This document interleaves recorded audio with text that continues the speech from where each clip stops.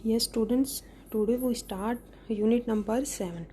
Firstly, we discuss about directing and its concept. Last video में हमने अब तक मैनेजमेंट के 3 फंक्शंस कर चुके हैं, प्लानिंग, ऑर्गेनाइजिंग एंड स्टाफिंग। जो लास्ट था हमारा स्टाफिंग था। स्टाफिंग के अंदर क्या होता है कि जब एक ऑर्गेनाइजेशन के अंदर कोई भी पोस्ट वैकेंट होती है तो उस पोस्ट को फिल करना, लोगों को या एम्प्लॉयज़ को वहाँ पे रिक्रूट करना, ये सब हमने स्टाफिंग के अंदर किया था। इसकी प्रोसेस भी की थी कि एक एम्प्लॉयज़ को कैसे रिक्रूट किया जाता है, कैसे सिलेक्ट किया जाता है एक ऑर्गेनाइजेशन के अंदर। अब जब एक एम्प्लॉय सिलेक्ट हो जाता है ऑर्गेनाइजेशन में तो नेक्स्ट काम उसका ये होता है कि वो उसको ये बताना कि उसको क्या काम करना है और किस तरीके से उस काम को कर सकता है। तो ये सब हमारे डायरेक्टिंग के अंदर आता है। डायरेक्टिंग में एक एम्प्लॉय को मोटिवेट किया जाता है, उसको इन्फ्लुएंस किया जाता है, उसको इंस्पायर किया जाता है ताकि जो उसे काम बोला जाए उस काम को वो ईजिली कर सके और जो ऑर्गेनाइजेशन का ऑब्जेक्टिव है उसको अचीव करने में हेल्प करे। उसके बाद देखो, जो मैनेजिंग है और डायरेक्टिंग है, इसमें कंफ्यूज नहीं होना है आप लोगों को। आप सोचोगे कि मैनेजिंग और डायरेक्टिंग एक ही चीज़ है, नहीं। मैनेजिंग जो टर्म है वो आपकी वाइड है क्योंकि ये पूरी की पूरी बुक है जो वो आपकी मैनेजमेंट है, और डायरेक्टिंग इसका जस्ट एक पार्ट है। तो अगर आपसे पूछा जाए कभी, अगर आपके क्वेश्चन आ जाए 1 मार्क्स का, तो मैनेजिंग क्या है आपकी वाइड टर्म है, और डायरेक्टिंग क्या है, शॉर्ट टर्म है या मैनेजिंग का एक पार्ट है आपका डायरेक्टिंग। उसके बाद देखो, नेक्स्ट हम करेंगे इसकी फीचर्स।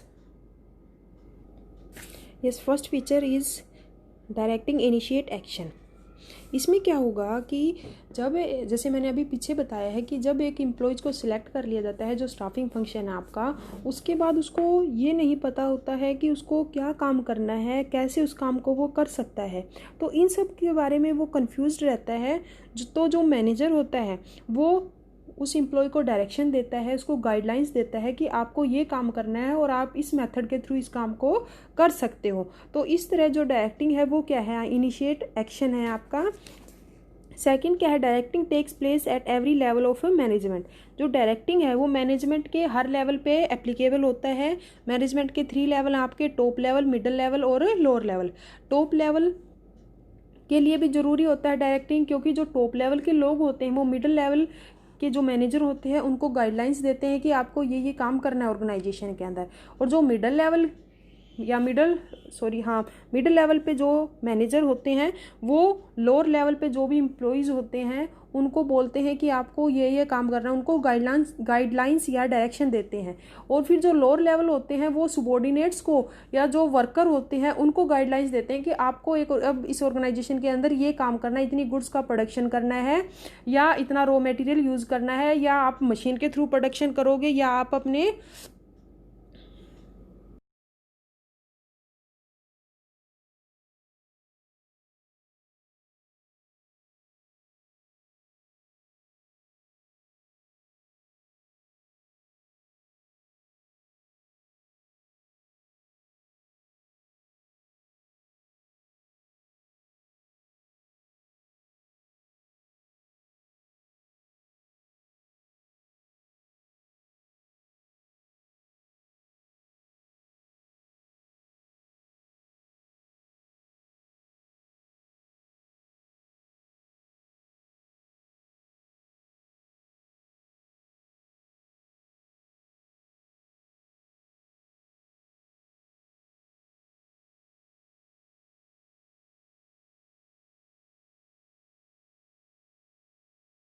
यहाँ पर खुद से प्रोडक्शन करोगे, तो ये सब इस टाइप की गाइडलाइंस दी जाते हैं। तो ये हर लेवल पे एप्लीकेबल होता है। Directing is a continue process. जो डायरेक्टिंग है वो कंटिन्यू प्रोसेस रहती है, ये कभी ख़त्म नहीं होती है कि एक काम हमने कर लिया तो डायरेक्टिंग ख़त्म होगी। क्योंकि जो डायरेक्शन है, अगर एक काम हमने ख़त्म कर लिया तो अगर दूसरा काम भी अब हमें स्टार्ट करना है तो उसके लिए भी जो डायरेक्शन है वो ज़रूरी है। तो टाइम टू टाइम जो एम्प्लॉयज़ हैं या वर्कर हैं उनको गाइडलाइंस की नीड होती है ताकि वो अपने काम को अच्छे से और अच्छे ढंग से कर सकें, और जिस पर्पज़ के लिए उनको रखा गया है उस पर्पज़ या उस ऑब्जेक्टिव को कंप्लीट कर सकें। तो इसलिए जो डायरेक्टिंग है वो कंटिन्यू प्रोसेस है। फोर्थ है आपका directing flows from top to bottom. जो डायरेक्टिंग है वो टॉप से बॉटम की तरफ चलती है, क्योंकि जो गाइडलाइंस है सबसे पहले टॉप लेवल देता है, फिर टॉप लेवल किसको देगा, मिडिल लेवल को, मिडिल लेवल देता है लोअर लेवल को, और लोअर लेवल देता है जो वर्कर होते हैं जो एक्चुअल में काम करते हैं उनको। तो इस तरह ये क्या है, ऊपर से नीचे, टॉप से बॉटम की तरफ फ्लो करता है, चलता है ये। उसके बाद नेक्स्ट है हमारी importance of directing.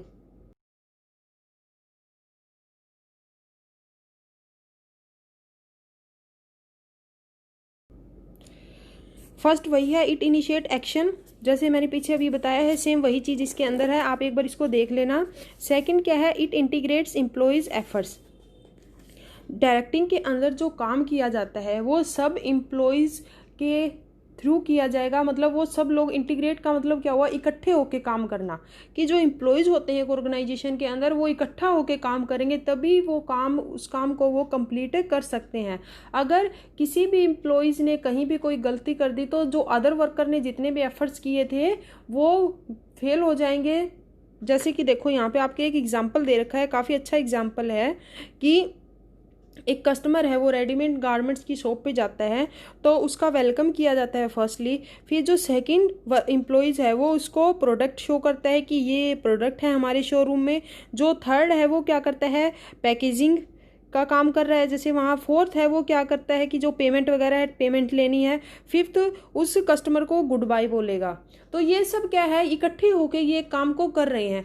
But in case लगाओ कि जैसे एक सेकंड एम्प्लॉय है वो प्रोडक्ट दिखा रहा है बट वो प्रोडक्ट अच्छे से नहीं दिखा रहा है या रूडली बिहेव कर रहा है, तो जो और एम्प्लॉयज़ ने किया काम, जैसे फर्स्ट ने वेलकम किया उसने अच्छे से किया, थर्ड ने क्या किया, पैकेजिंग का काम किया, फोर्थ ने क्या किया, पेमेंट ली, और फिफ्थ ने गुड बाय बोला। तो अगर दूसरे पर्सन ने अच्छे से काम नहीं किया तो ये इन जो चार एम्प्लॉयज़ ने जो काम किया है वो मीनिंगलेस हो जाएगा, उसकी कोई इंपॉर्टेंस नहीं रहेगी।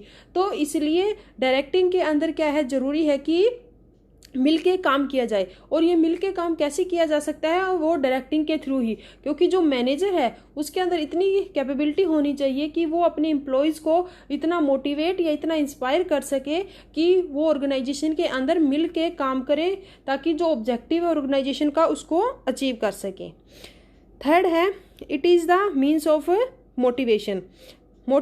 वही बात आ रही है बारी बारी मोटिवेशन की, कि जो मैनेजर है वो क्या करे, एक जो उसके ऑर्गेनाइजेशन में या कंपनी में एम्प्लॉयज़ हैं उनको मोटिवेट करना। तो ये मोटिवेट कैसे किया जाता है, डायरेक्टिंग के थ्रू ही मोटिवेट किया जाता है। इन केस लगाओ कि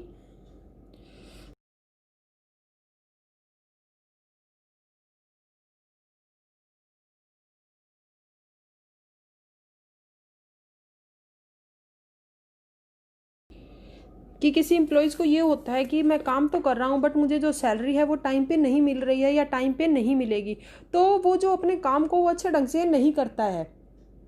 तो वहाँ पे जो मैनेजर होता है वो उसको मोटिवेट करेगा कि अगर आप अपने काम को अच्छे ढंग से करोगे तो आपको सैलरी के साथ साथ बोनस भी दिया जाएगा। तो इस तरह से जब वो गाइडलाइंस दी जाएंगी उस एम्प्लॉय को तो वो अपने काम को काफ़ी अच्छे ढंग से करेगा। तो मीनिंग क्या हुआ कि जो एक मैनेजर है वो डायरेक्टिंग के अंदर जो एम्प्लॉयज़ हैं उनको मोटिवेट करता है। फोर्थ है आपका, इट फैसिलिटेट इम्प्लीमेंटिंग चेंजेस। इसमें क्या होगा कि एक ऑर्गेनाइजेशन के अंदर जो एम्प्लॉयज़ होते हैं वहाँ किसी भी टाइप का अगर चेंज होता है तो उसको अडॉप्ट करने में वो काफ़ी हेजिटेशन होती है, उनको हेजिटेट होते हैं वो कि ये चेंज हम इसको अडॉप्ट नहीं कर सकते। एक तरह से उनके मन में फियर होता है कि अगर ये चीज़ आई हमारी ऑर्गेनाइजेशन के अंदर या ये चेंज हमें अडॉप्ट करना पड़ा तो हम इसको फेस नहीं कर सकते हैं। तो इस टाइप की काफ़ी प्रॉब्लम्स आती है एक ऑर्गेनाइजेशन के अंदर। बट डायरेक्टिंग के थ्रू एक मैनेजर है वो उन एम्प्लॉयज़ को जिनको फियर लगता है चेंज को अडॉप्ट करने में, उनको इस तरह से गाइडलाइंस देगा कि आप ये काम इजीली कर सकते हो, आप एक बार ये काम करके तो देखो। इस तरीके से वो उसको बोलेगा मैनेजर एम्प्लॉयज़ को।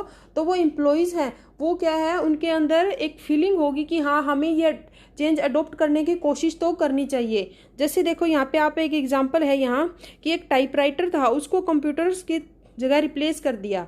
तो उसको क्या लगा कि मैं तो टाइपराइटर हूँ, मुझे कंप्यूटर के बारे में नॉलेज नहीं है, मैं कंप्यूटर का काम नहीं कर सकता, और अगर मैंने कंप्यूटर का काम नहीं किया तो मेरी जो जॉब है वो भी जा सकती है।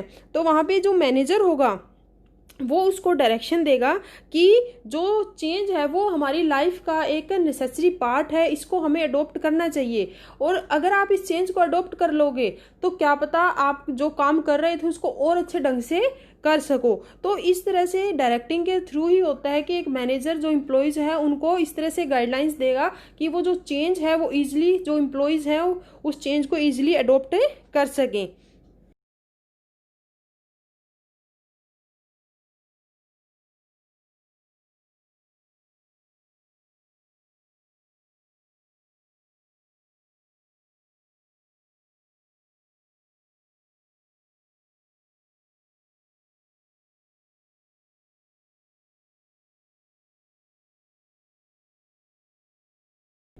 जो मैनेजर है वो उन एम्प्लॉयज़ को कहेगा कि जो मॉडर्न टेक्नोलॉजी है उसके साथ हमें अपडेट रहना चाहिए, उसको हमें अडॉप्ट करना चाहिए। तो इस तरह से जब उनको गाइडलाइंस दी जाएगी या मोटिवेट किया जाएगा एम्प्लॉयज़ को, तो उनके मन में इतना फियर नहीं होगा जितना पहले था कि ये चेंज हम अडॉप्ट नहीं कर सकते। इस तरह की गाइडलाइंस देने से एम्प्लॉयज़ के अंदर, एम्प्लॉयज़ जो वो इंस्पायर भी होगा कि हाँ मुझे ये चेंज अडॉप्ट करना चाहिए। तो ये सब किसके थ्रू होता है? ये डायरेक्टिंग के थ्रू होता है।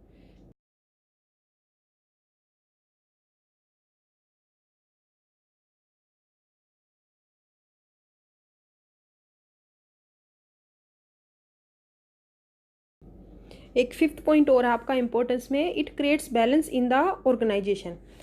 जो डायरेक्टिंग है वो ऑर्गेनाइजेशन के अंदर बैलेंस क्रिएट करता है। बैलेंस कैसे? कि एक ऑर्गेनाइजेशन के अंदर एम्प्लॉयज़ भी काम करते हैं और जो उस बिजनेस का ओनर होता है वो भी काम करता है। तो जो ओनर होता है वो तो ये चाहता है कि मेरे जो भी मैं बिजनेस कर रहा हूँ उसमें मुझे ज़्यादा से ज़्यादा प्रॉफिट हो, और जो एम्प्लॉयज़ हैं वो ये चाहते हैं कि हमें ज़्यादा से ज़्यादा सैलरी मिले और बोनस मिले।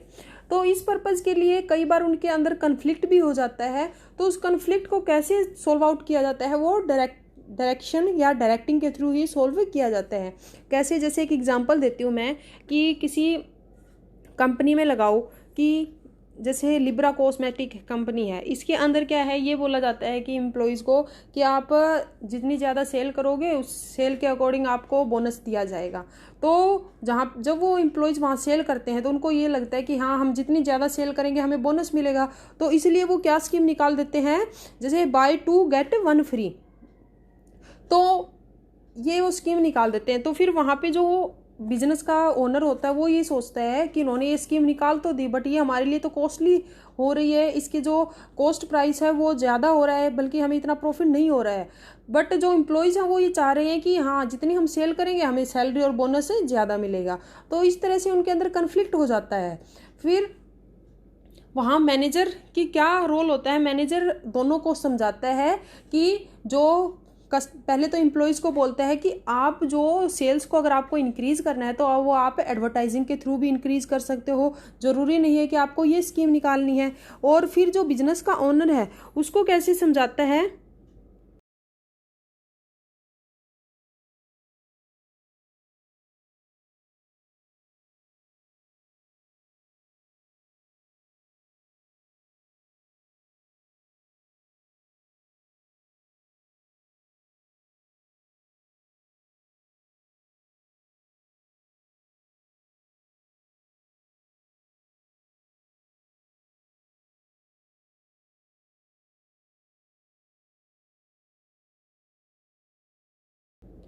वो ऐसे समझाएगा कि कुछ स्कीम तो आप निकाल सकते हो कि जो भी आपको प्रोडक्ट सेल करना है, तो ये नहीं कि आप कॉस्टली स्कीम प्रोवाइड करवाओ, कोई चीप रेट पे जो स्कीम है उसको प्रोवाइड करवा सकते हो।